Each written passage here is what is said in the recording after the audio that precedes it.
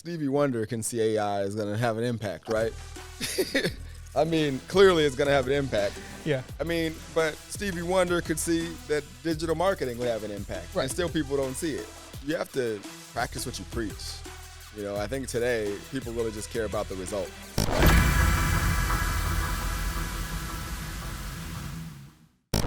What's up, everybody? Welcome to the DM Recap Show. Here with our main man, Mr. Vince Reed. What up? I see you got some new kicks there. Yeah, you know. Looking fresh? Trying to, you know, got to spice it up. New season. That Jumpman? Yeah. You know, All Jumpman action. Probably the first time I saw you wear, like, white shoes. Yeah, you know, got to change it up a bit. Got to change it up. How you feeling today? I'm good. I just made Mike just laugh like he was standing at a Chris Rock comedy show. This guy thinks he's a comedian. Yeah, I had him dying over here. I wish you guys would have caught that. It was pretty funny, though. Yeah. It was pretty funny. What I was saying could never be aired. No. Yeah, I would get canceled. It's only... I'd be canceled. I'll put it there. Bleep. Yeah. So we're going to pretty much talk about things that happened in the past week or so, what's happening here in the office. Previously, this show was all about being a recap for the DM episodes, but we wanted to open it up because we've been getting a lot more questions from, people in the DMs about marketing in general, and we kind of wanted to give you an update on what's going on with our company, EBOOV, and other shows like Ad Roulette. But first, we're going to start with the DM, the previous episode.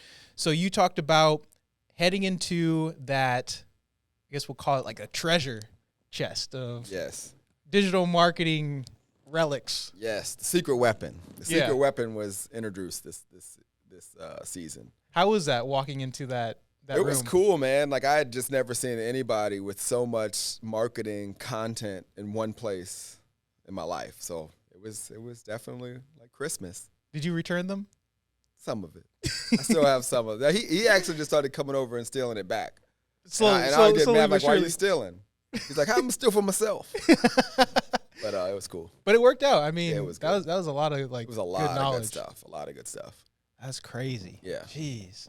So then after that, you get called to star in a movie. I wouldn't say star. I was called to be in the movie. I guess technically you're a star if you're one of the featured people. Yeah, right? Yeah. Okay, I'll take it, Mike. Yeah. How was that? You didn't believe him at first. What's that? When they called you, you didn't believe them at I first. Didn't believe it. I mean, even right now, like, you get these people in the DMs, like, asking you stuff, but then they always have a pitch. They want some money. So I was just waiting for to be in this film, you have to wire $6,000 to, some bank account.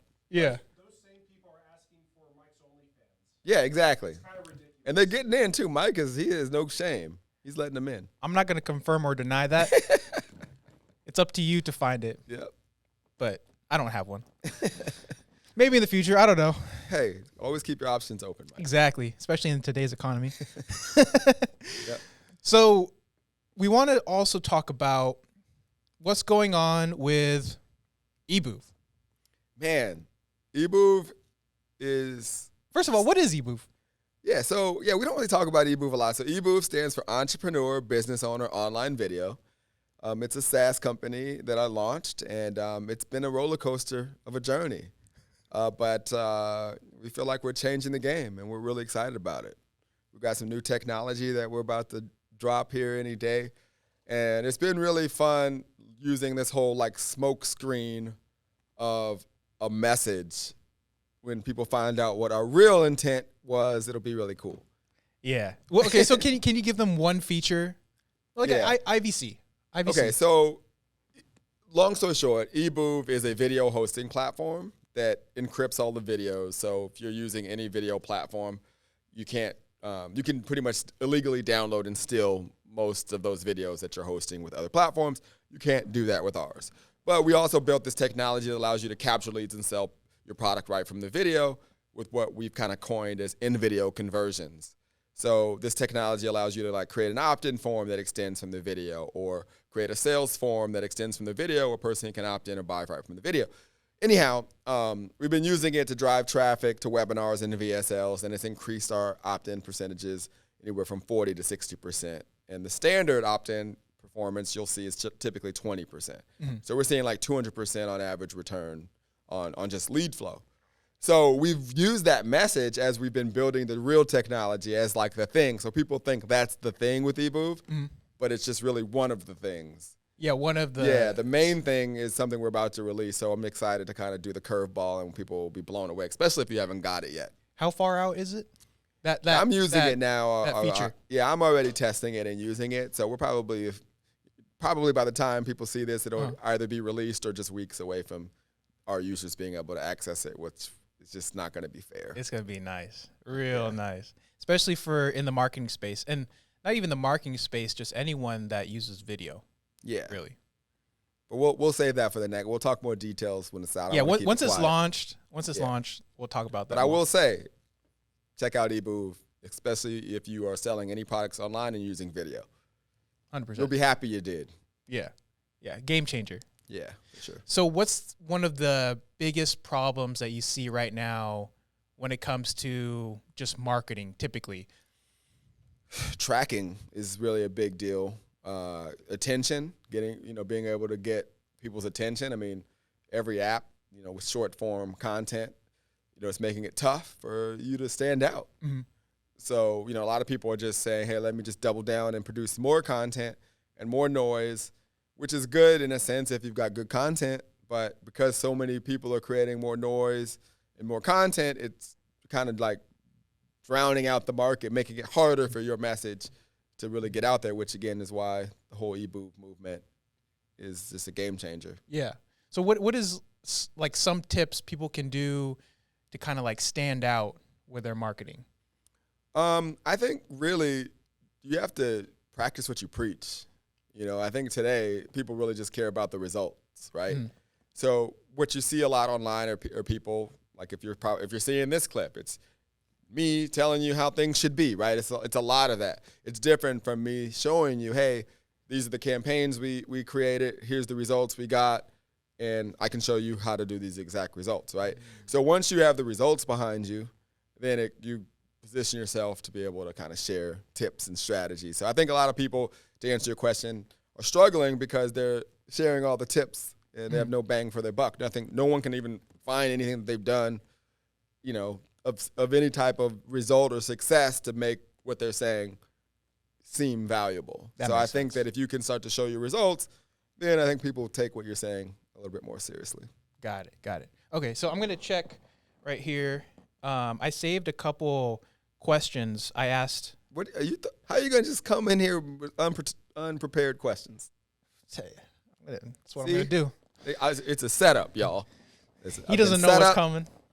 But don't worry. Do I need to call my lawyer? This is still under the digital marketing umbrella, so it's your specialty. All right, let's do it. All right. Okay, so we asked a couple questions on your Instagram. Okay. And people sent in a couple You know that what's stood funny out to us. Before you get to this, I actually thought nobody replied because I saw it, but I didn't really see it. I didn't keep checking. I saw when you posted something about questions, and I'm like, damn, can't even get one question back.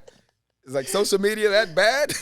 Well, so you were getting the questions. Okay, yeah, now I don't feel we so bad. screenshot them and just to make sure that we don't miss them. Okay, one of them here. How do you set up, or how do you determine a good VSL from not so good VSL? I'm paraphrasing, but that's what it says. That's loaded, but for the purposes of keeping this kind of direct, right? Mm-hmm. So there's two ways, right? So number one, a good VSL, it actually starts before they land on the VSL. Well, first of all, what is a VSL? What does it stand for? A VSL stands for Video Sales Letter. So back in the day when marketers would write sales letters, there'd be like a one-page sales letter, and it'd be super long, and they would get this one page in front of a large amount of audiences, and people would read to the bottom and purchase. Mm-hmm. So a video sales letter is basically that in video form, right? So you're selling a product directly from a video. So that's what it is. So I would say what determines a good VSL is what happens before they land on the video sales letter. And I think this is where people go wrong. They create the video sales letter, but the messaging that happened before they got there it doesn't match. Mean like on the ads. Right. So I'll give you an example. On Ad Roulette episode, Yeah. there was a person that was talking about a webinar script that they've used to make like $5 million, something like that. Okay, yeah. Right. Yep. And that was the ad. But when you landed on the page, it wasn't necessarily a video sales letter. It was they were just trying to get the person to buy. But the page said automated system. It wasn't get my congruent. automated system. It didn't say like the ad, learn my webinar script that made me $5 million. The page said something about like get my $1 million automated system. That little like differentiating factor will determine how well the VSL is. So if the VSL would have started talking about some automated system, but not a webinar system that has helped that person make $5 million, that little disconnect will affect the VSL. So meet them where they're at. So you have to capture what's going on inside the prospect's mind, number one. So whatever you're saying on the front end, it needs to match what's happening on the back end with the video or the page that they land on. So that's number one. And then in terms of the VSL, I think today, because of the attention span of people, it has to be providing a legitimate solution to the problem, right? A lot of these the video sales letters you see, they're kind of based on a webinar script that starts off with an attention grabber and then like this story about who you are trying to connect. And I think in today's day and age, it needs to get right into problem, solution.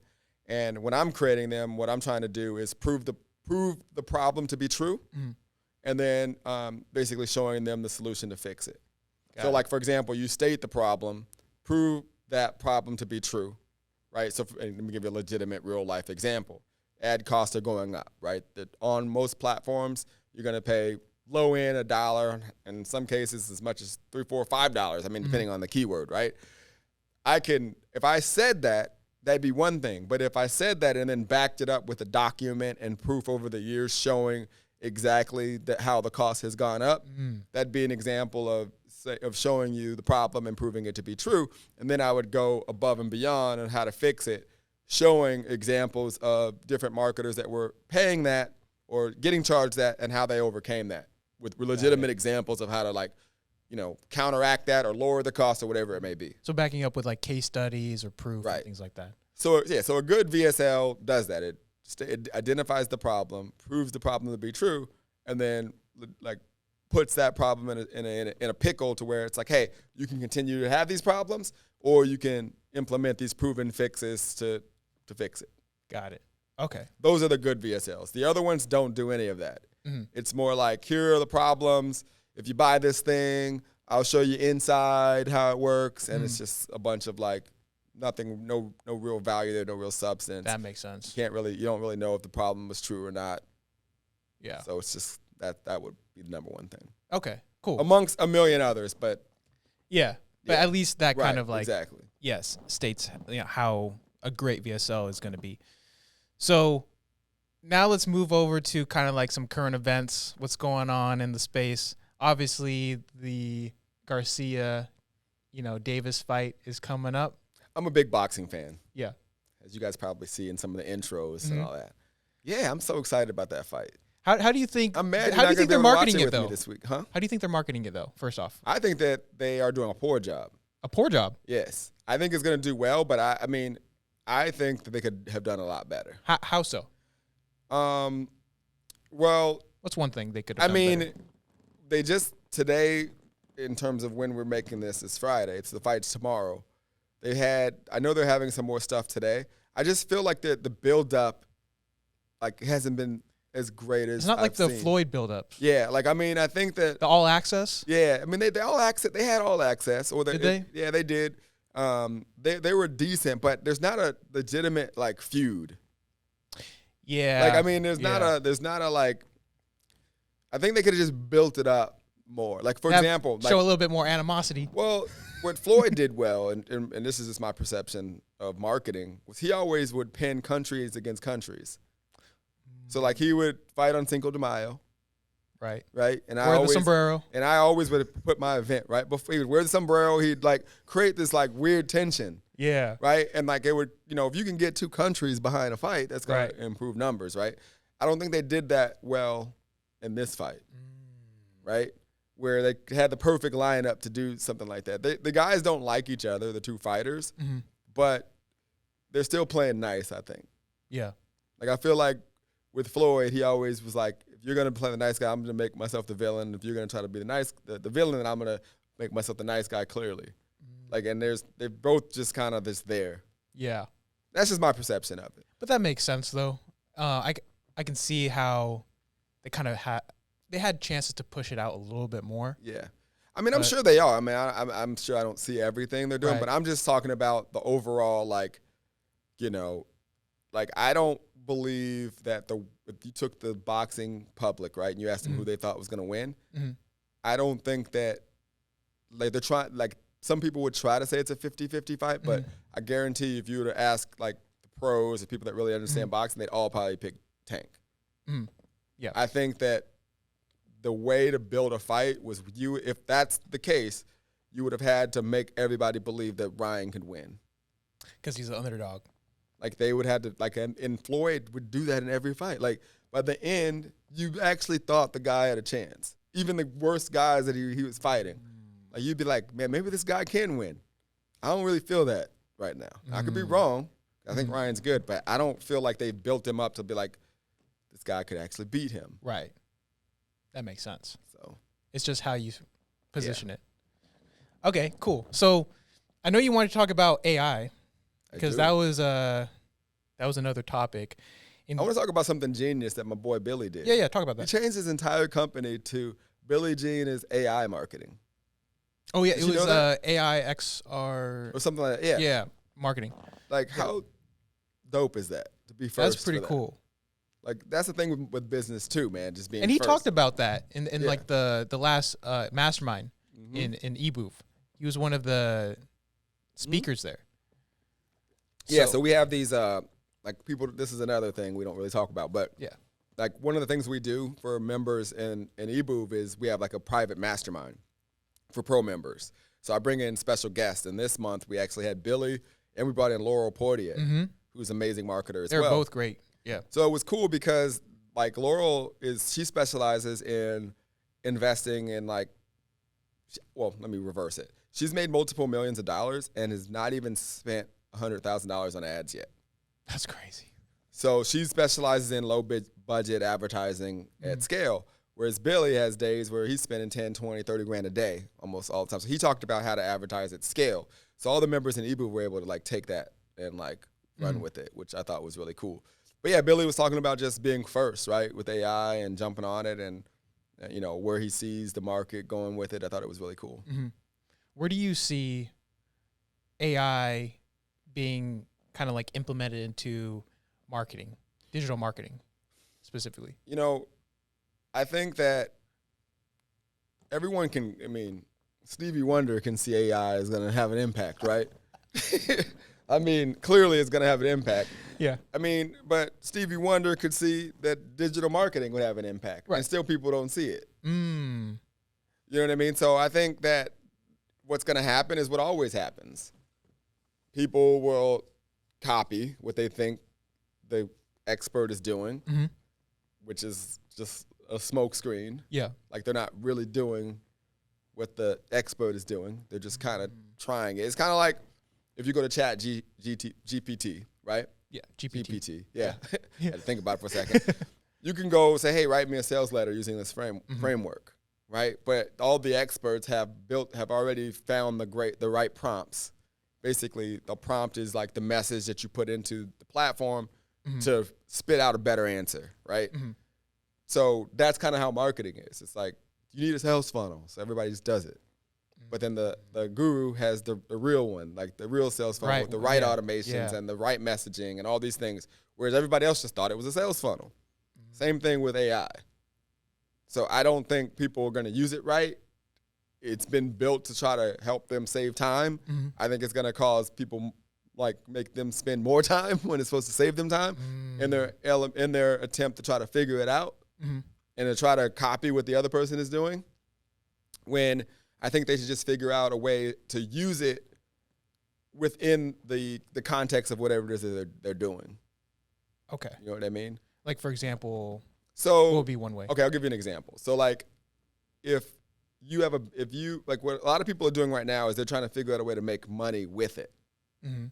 I think that you try to figure out a way to use it to make money doing the thing you're already doing.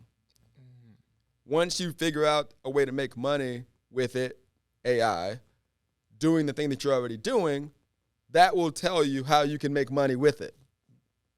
Does that make sense? That makes sense. So then now you can go show or teach or create something around how you use it. So, like, again, in practical terms, you know, we obviously, as a software company, you know, there's ways that you can use it with copy. There's one way that I saw that people are using it for testimonials and to like be able to transcribe certain things. So for me, I think I go and I look at the current state of the company that I'm in, and I maybe make a list of all of the AI tools, and I say, how can I use these tools that already exist to enhance, speed up, or improve what I'm already doing? And then if the results come back positive, you take an assessment of what that is, and then you can like put gasoline on that one element of AI that helps your business, and then that becomes a thing that you can like, I used it in this way for my business, it worked, now I'm making this available for all of you. That makes sense. It's kind of like me testing the new feature that we've talked about, right? As the idea sounded great, or even like in video conversion technology. Right. Before we really started to like sell the software, I used it. Got leads, saw that it was, you know, I was getting leads at that point, 62% Right, conversions. it was working. Right, it was working. And then I was able to go show the messaging. Got it. Where I could have easily just said, hey, I got this thing. It's going to help your opt-in performance go up. Go try it. Get results first with it. And Right, so then I did it, and then I could say, okay, go try it. Same thing with the newest feature, right? Yep. Like I'm using that, testing it, getting the results, then we release it. Got it. Okay. And I can show them. Yeah, That makes sense. Yeah. Use it to boost your business. absolutely. Yeah. Okay, cool. And that's it. I mean, I think that wraps up this episode, DM Recap Show. Appreciate all of you watching. If you haven't yet, please like, comment, and subscribe, because more of this is going to be coming out to help you on your marketing journey. So with that being said, see you on the next episode. Peace. Peace out.